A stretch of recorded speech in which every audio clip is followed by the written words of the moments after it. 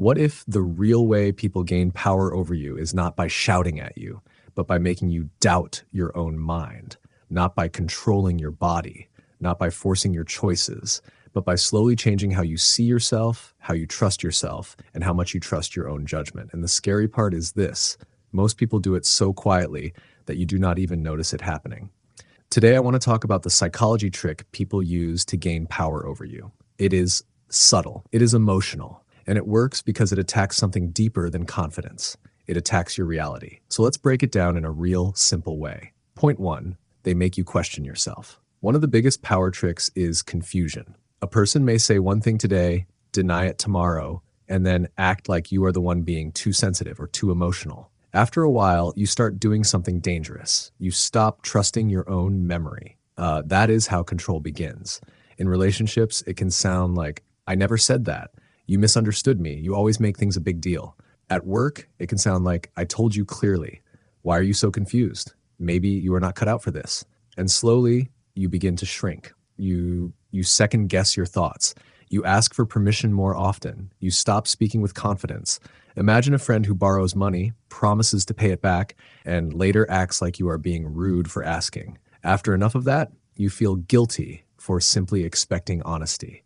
That is not a small thing. That is psychological pressure. As Carl Jung said, until you make the unconscious conscious, it will direct your life and you will call it fate.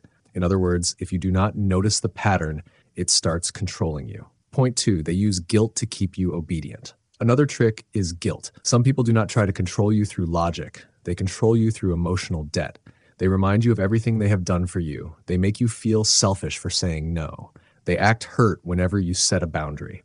Have you ever noticed how some people will become suddenly disappointed the moment you stand up for yourself? That is not always love. Sometimes it is control wearing a soft face, because guilt is powerful. Guilt makes good people bend. You cancel your plans. You ignore your needs. You keep saying yes because you do not want to seem mean. But here's the truth. Being kind is not the same as being easy to manipulate. Ask yourself this: am I choosing this freely, or am I being emotionally pushed into it? Point three, they make you feel dependent on them. People gain power over you faster when they make you feel like you need them. They might act like they are the only one who understands you, the only one who believes in you, the only one who can guide you. At first, this feels comforting. Then it becomes a cage, because once you start believing, I cannot do this without them, you stop thinking clearly. You stop trusting your own instincts. You give away your power piece by piece. This happens in friendships, family dynamics, toxic relationships, even leadership situations. A controlling person often says things like, you need me. No one else will be honest with you. Without me, you would be lost. That is not support. That is dependency, and dependency is one of the easiest doors to control. Point four, they reward you and withdraw attention unpredictably. This one is sneaky. Sometimes they are warm, loving, and validating. Then suddenly they become cold, distant, or critical. That unpredictability keeps you chasing their approval. You start asking, what did I do wrong? How do I get the good version of them back? Was I not enough? This is powerful psychology because the brain hates uncertainty, so it keeps trying harder.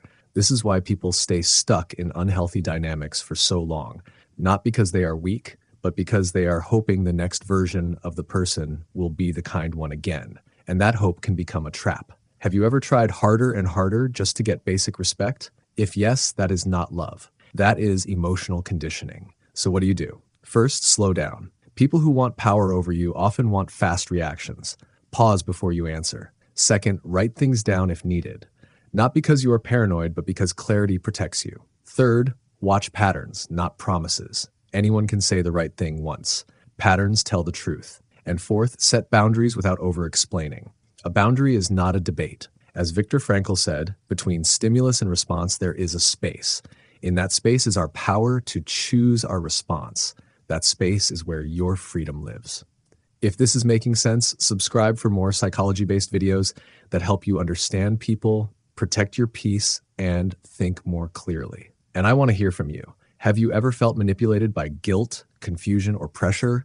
Drop your thoughts in the comments. Your experience might help someone else see their own pattern. Because once you understand the trick, it loses its power. The moment you stop doubting your reality, the control begins to break. And that is the truth most manipulative people never want you to learn. They do not gain power because they are stronger than you. They gain power because they get inside your mind. Protect your mind, and you protect your life.